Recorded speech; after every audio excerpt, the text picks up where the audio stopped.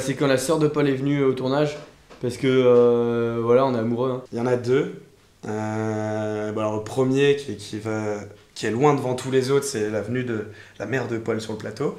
Et le second, je pense que j'ai pécho la meuf de Camille aussi, et ça c'était assez appréciable. C'est le fou rire que j'ai eu avec Clément, Camille, sur est-ce que tu faisais du sport quand t'étais petite. Moi je pouvais pas, j'étais asthmatique, voilà, c'est mon meilleur souvenir. C'est quand on a fait boire un liquide immonde, mélangé de iced tea, de coca, sans bulle et de trucs un peu chelous, on savait pas trop ce que c'est. On a fait chugger à Camille dans un énorme verre. Alors l'ambiance était très bonne pendant le tournage. Le matin on commençait tôt et tout le monde était de très très bonne humeur à chaque fois. On rigolait beaucoup entre les comédiens et les techniciens et les assistants et les réalisateurs à chaque fois s'occupaient très bien de nous. J'ai vu quelques rushs, mais avec le souvenir que j'en ai, au final assez festif, quand même assez festif, sérieux de temps en temps, mais quand même très gai, amusant, et puis on a bien conservé l'esprit de Décide-toi Clément. L'ambiance était bonne, elle était très bonne entre comédiens, on se faisait des blagues et tout.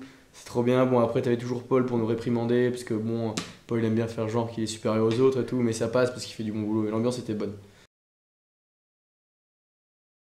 Il fallait aller beaucoup plus vite, il fallait être concentré 2 fois plus vite, du coup on a mis 2 fois plus de temps à se concentrer, logiquement. C'était plus ou moins le même esprit, après je pense que c'était aussi des premières expériences, les tournages de Décide-toi Clément, au niveau professionnel.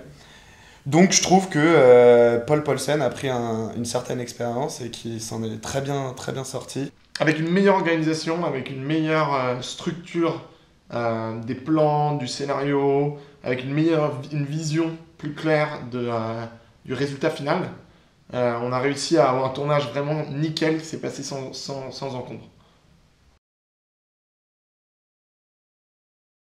Heureusement, pour la première fois dans ma vie et depuis longtemps, j'avais eu toute une équipe pour m'aider à cadrer et à encadrer les trublions que sont Camille et Axel, qui couraient partout en faisant n'importe quoi, en faisant tellement de bruit que le technicien devenait fou. J'ai développé en fait ma propre technique d'actorat. C'est une technique où en fait il suffit de fermer les yeux pendant 15 secondes, tu fais le vide, tu rouvres les yeux, tu refermes les yeux, tu essaies de te remettre dedans, tu rouvres les yeux et quand c'est dit action, normalement t'es dedans. C'est vrai qu'on s'est un peu perdu à un moment parce que en 4 jours, tourner 150 scènes c'était un peu compliqué. Surtout qu'on partait de la boîte pour après revenir à Before, après faire la fin, l'after et tout ça.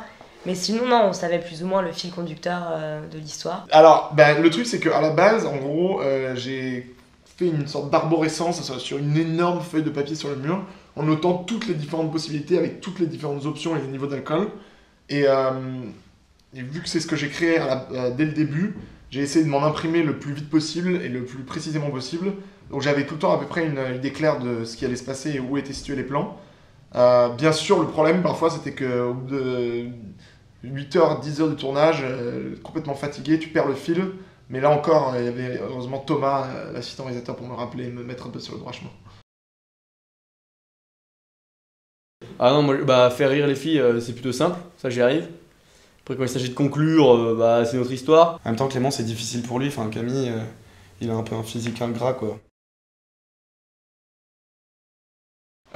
Essayer de trouver des financements pour Décide-toi Clément, trouver des scénaristes qui ont d'autres projets de séries ou de films intéressants que je voudrais produire ou réaliser, écrire mon propre film et continuer à faire des vidéos débiles sur YouTube.